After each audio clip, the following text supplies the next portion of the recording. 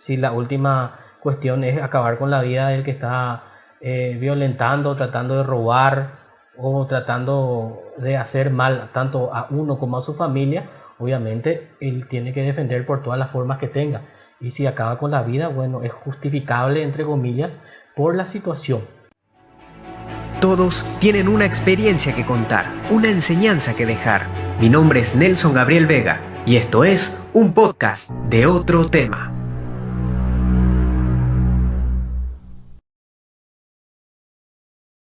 Buenas a todos, estamos en un episodio más de Otro Tema Podcast y esta vez tenemos una especie de remake con mi amigo el abogado Sergio Sebastián González Samaniego.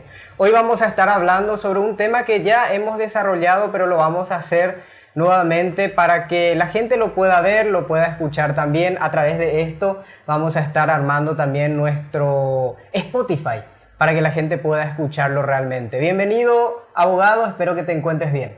Muchísimas gracias nuevamente por la invitación, por la oportunidad de poder compartir este programa contigo. Un saludo para toda la audiencia y para los que escuchan, así como para los que van a estar viendo por las diferentes redes sociales. Así que ya les invitamos a la gente que se suscriba y se una a todos los videos que nosotros solemos realizar. Quiero comenzar con esta primera pregunta, abogado, que ahora se ve bastante el tema de las filtraciones de los videos, de las fotos íntimas y demás, los famosos packs, ¿verdad? ¿Cómo esto se lleva dentro de la ley si es que alguna persona tiene un problema similar? Sí, primeramente tenemos que conocer y saber que en nuestra Constitución Nacional está consagrado el derecho a la intimidad, si mal no recuerdo es el artículo 42, en la cual protege el derecho a la intimidad, la privacidad y la familia de las personas. Cada cuestión... Lo que se refiere al cuerpo o a la persona misma es propio suyo. Si bien muchas veces en conversaciones de WhatsApp o Messenger, muchas veces por desconocimiento también o por una confianza extrema entre las partes, hay intercambio de fotos, videos y demás, mínimamente tendría que quedar ahí. Si sale de esa cuestión, de ese círculo, digámosle, ya tiene una pena. Ya se está cometiendo un hecho ilícito, porque más aún si es sin el consentimiento, obviamente no creo que nadie va a querer que se haga correr, como se dice popularmente, sus videos, sus fotos, y asimismo entonces ahí ya se está incurriendo en un delito, que es la violación del derecho a la privacidad y la exposición de material privado de la persona, en este caso del varón o de la chica. Muchas veces ocurre accidentalmente, digámosle entre comillas, se filtra, o muchas veces hay algún tipo de extorsión, se hace con saña, se hace con mala fe, pero de igual manera dentro de cualquiera de esos puntos, la persona que realiza o de alguien que se le escapa esa cuestión se expone a tener una sanción penal. Por más de que sea por accidente, abogado. Claro, absolutamente, porque está en posesión de esa persona.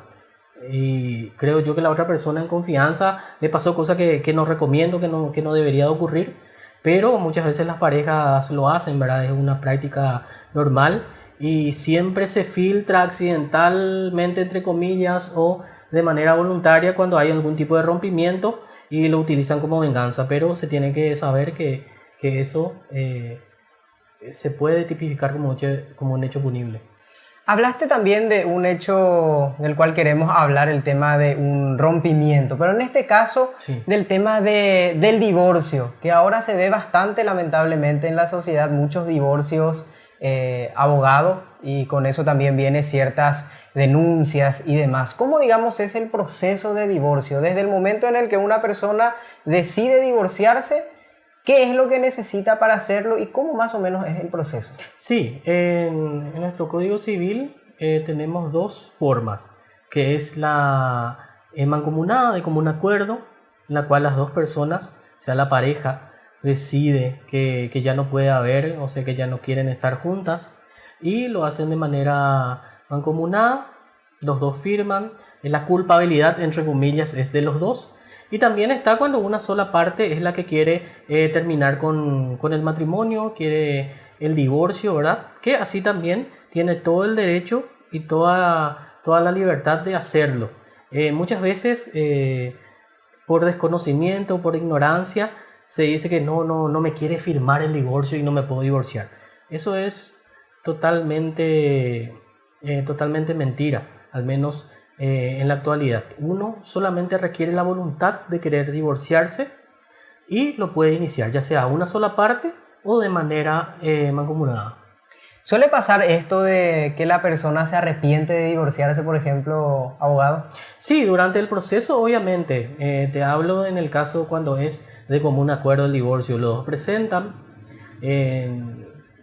sale la providencia de inicio, se hace de manera conjunta tanto el divorcio como la disolución. Hay que tener en cuenta que el divorcio habla netamente sobre la unión en matrimonio. La disolución habla sobre los bienes. Uh-huh. Cuando hablamos de disolución, ya puede afectar a terceras personas si es que hay deudas, cuestiones de quiebra, bienes en común que pueden afectar a un tercero interesado. Entonces se hace de manera conjunta, tanto la disolución como el divorcio. En este caso, lo que es el divorcio sería, sale la providencia de inicio, se le cita a las partes para una audiencia de conciliación, en la cual el juez pregunta si realmente el deseo de querer divorciarse es legítimo, es lo que quieren, es su voluntad, porque lo que se tiene que tener en cuenta es la voluntad. Entonces, si eso es así, hay una ratificación, de ahí a un mes se vuelve, son 2 veces que el juzgado llama para ratificarse en lo que es el divorcio. O sea, no es una cosa rápida, digamos. Y tiene su proceso, digámosle que llevan como unos 4 a 5 meses. En el periodo ordinario, si por ahí no hay algún arrepentimiento, ¿verdad? Bueno, de aquí a un mes se vuelve a hacer la ratificación, lo vuelven a aceptar que quieren divorciarse, luego pasa a lo que es el Ministerio Público, se le hace la correr vista al fiscal y ellos ven, sacan su dictamen para hacer lugar al divorcio y luego se llama auto para sentencia y de ahí a 45 o 60 días el juzgado saca la resolución en la cual se divorcian. Esa resolución luego por oficio debe ir al registro civil para su inscripción y luego ahí definitivamente termina y las personas pueden volver a casarse dentro de los 180 días de terminado el divorcio. Hablamos también, abogado, sobre el tema de la cuestión alimenticia. Y hay como la divorcio, pero hay justo una criatura de por medio, digamos.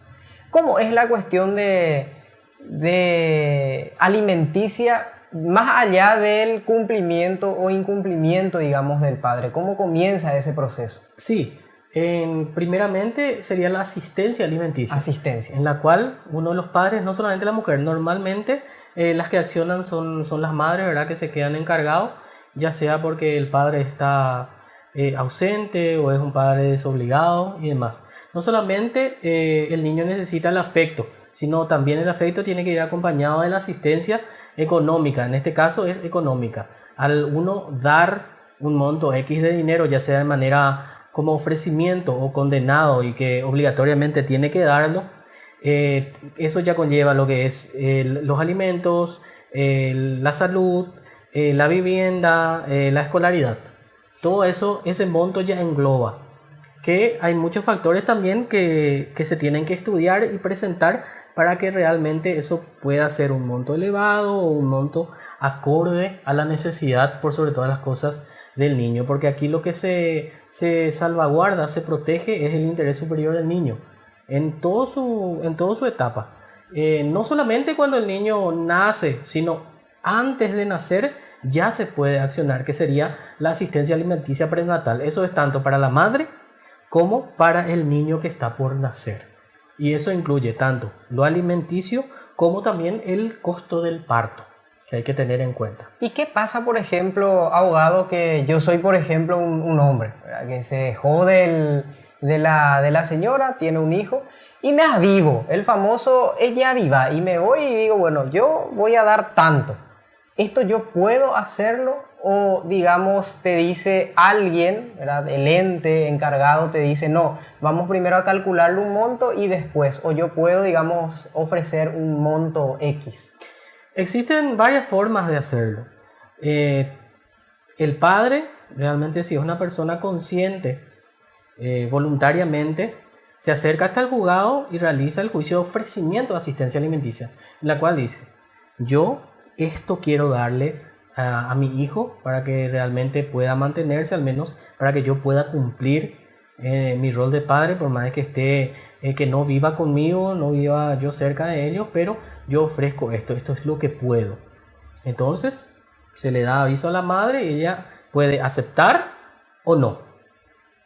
O sea, depende mucho de la madre depende mucho de muchos factores, la necesidad, o si es un monto íntimo, o si mismo también el padre puede dar más de lo que está ofreciendo.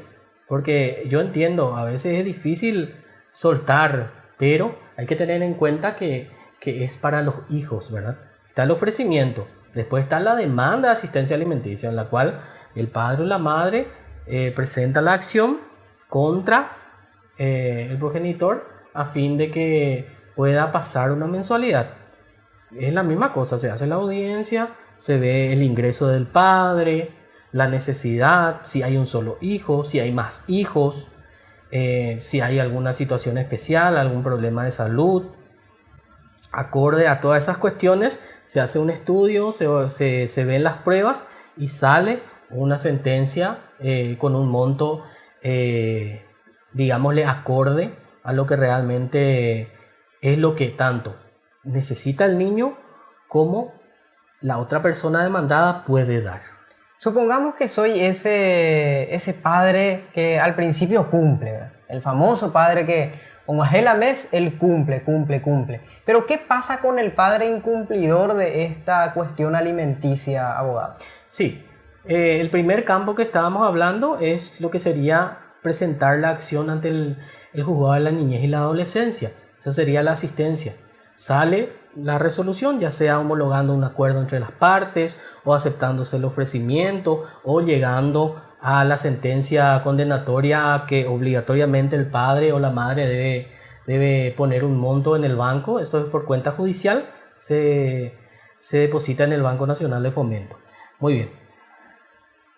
Terminado ese juicio, pasado 3 meses, ya sea de manera intercalada o seguida, de incumplir, este padre o la madre se expone a ser denunciado ya en el ámbito penal por incumplimiento del deber alimentario. Nuestro Código Penal también prevé esas cuestiones, en la cual se presenta la denuncia correspondiente a la Fiscalía, se le cita al padre, ahí él mismo puede venir a poner o decir ya estoy al día y entonces ahí termina.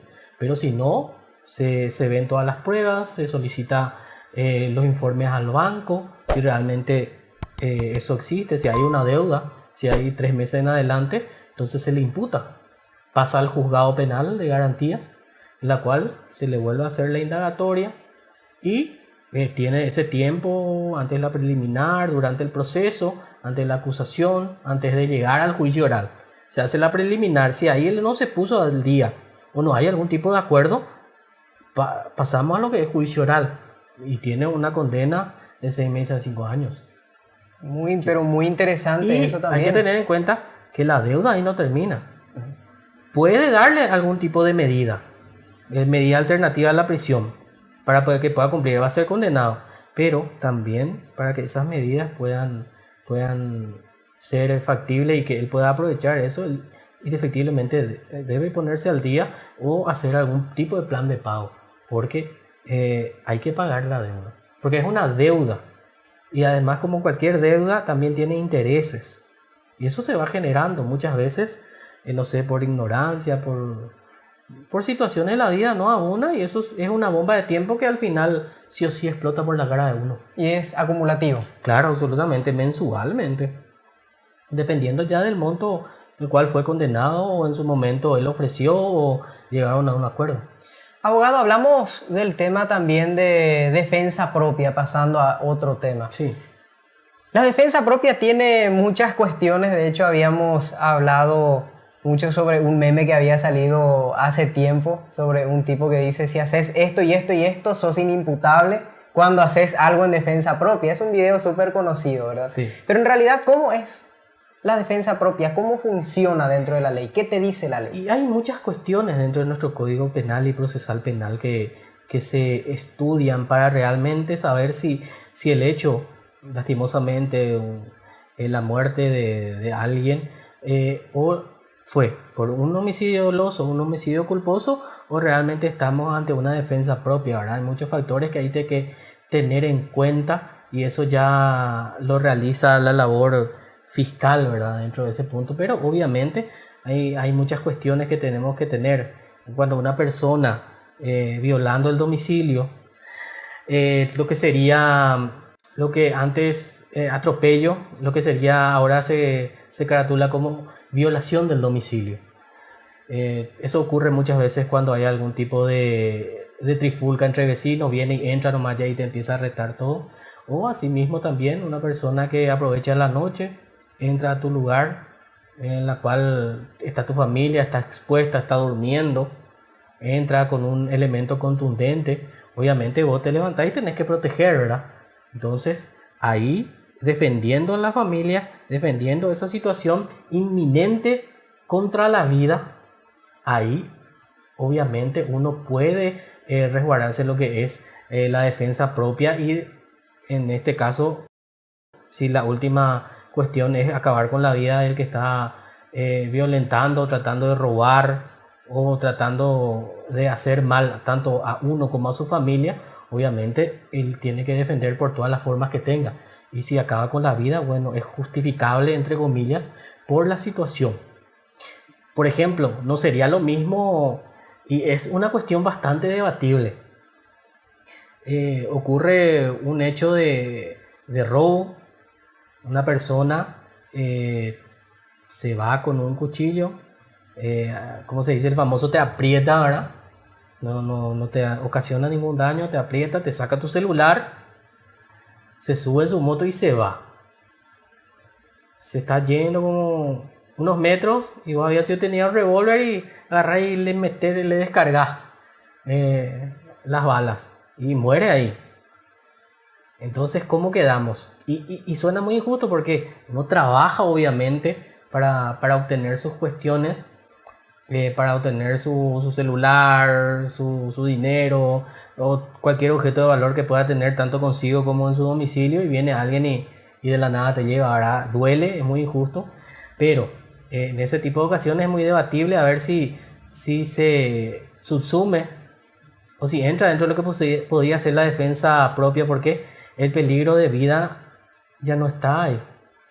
Porque si bien te apretó, ocurrió un hecho punible, tu vida ya está fuera de peligro.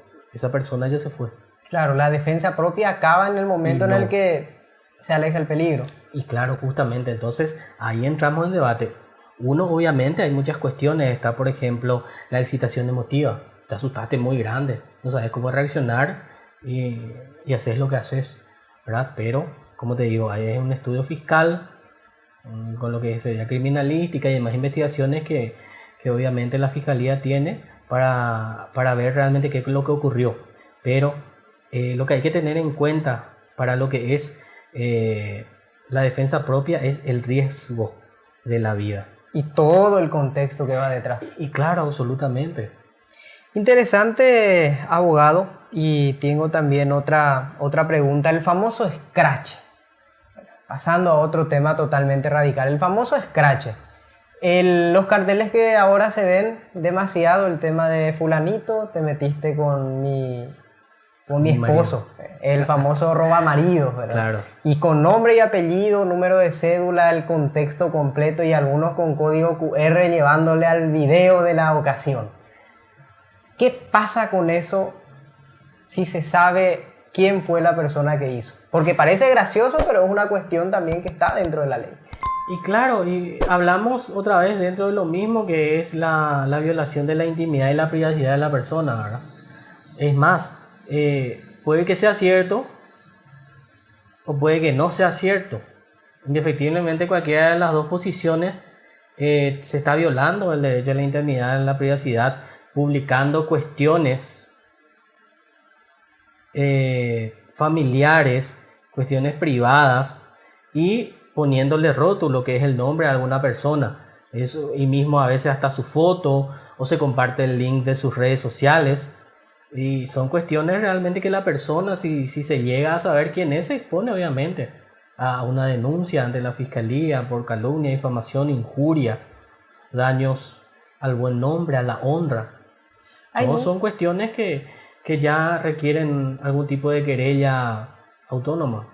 Hay muchas cosas que uno de repente como ciudadano normal y que muchas veces desconocemos muchas partes de las leyes y cometemos ciertos errores. En la calle mismo, cuando uno conduce de repente con esa excitación emocional, como se suele decir, comete ciertas cosas. De repente hay gente que a propósito choca el vehículo de la otra persona y radica en ciertos problemas que podrían ser evitables si uno conoce más o menos el trasfondo de las leyes. Vos como abogado, ¿qué es lo que le recomendás a todas las personas que de repente van a ver esto, van a escuchar esto, abogado? Y primeramente, la justificación de desconocimiento no te exime de las obligaciones ni de las penas. Uno no puede desconocer la ley. Si bien nosotros los profesionales tenemos tal vez un conocimiento un poco más de cualquier ciudadano común dentro de lo que es la ley, ¿verdad? Uh-huh. Al menos básicamente tenemos y conocemos y debemos manejar. Al fin y al cabo tenemos nuestro libre albedrío, sabemos lo que está bien y lo que está mal. Y muchas veces dentro de ese mismo campo debemos también tal vez leer un poco, estudiar un poco más y más aún en este tiempo que nos exponemos a muchísimas cosas. Puede ser cosas accidentales, pero así también cuestiones que por mala fe, por maldad, por avivamiento hacemos o nos pasa. Entonces debemos estar preparados en todos los ámbitos. Si sabemos que está ocurriendo algo que podría ocurrir, tenemos que asesorarnos por un profesional. O si ya tenemos algún problema, tenemos que indefectiblemente seguir el proceso. A veces las personas, yo sé, un abogado particular, un pasillero, como nos conocen, tiene su costo, dependiendo de la situación, dependiendo de los casos, pero así también está la defensa pública, ¿verdad? Así que salidas y cuestiones para solucionar hay, pero así también hay que ser diligente. Cuando se entra dentro de una cuestión jurídica, judicial, hay que darle trámite hasta el final. Abogado, te agradezco mucho por este podcast de otro tema. Nosotros ya vamos cerrando esta parte y pedirles, por supuesto, a toda la gente que pueda suscribirse y seguirnos en todas las redes sociales. Vamos a dejar también las redes sociales del abogado para que ustedes puedan ver un poquito su página, ver un poco en qué les pueda ayudar también y a la vez, por supuesto, si hay trabajo para que te pueda contactar, abogado. A las órdenes siempre, dentro de lo que es mi trabajo, dentro de lo que es mi experiencia, estoy siempre dispuesto a ayudar, colaborar y seguir hasta el final todo lo que sería la confianza del cliente, a donde él quiere llegar.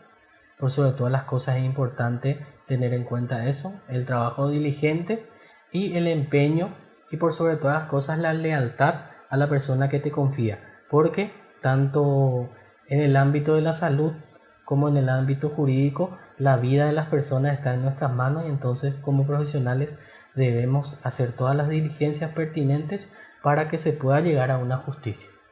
Muchísimas gracias, abogado, y vamos a encontrarnos en otro podcast porque puede ser una segunda parte también con otras dudas. Así que les instamos a comentar en todos los videos que vamos a ir subiendo. Hoy me acompaña Ariel Veloto en la parte de la producción, así que también le agradecemos. Y de parte nuestra, agradecerles a todos ustedes por siempre estar atentos a los contenidos. Esto fue Otro Tema Podcast, episodio 1, el remake, Echa la Ley. Esto es un podcast de Otro Tema.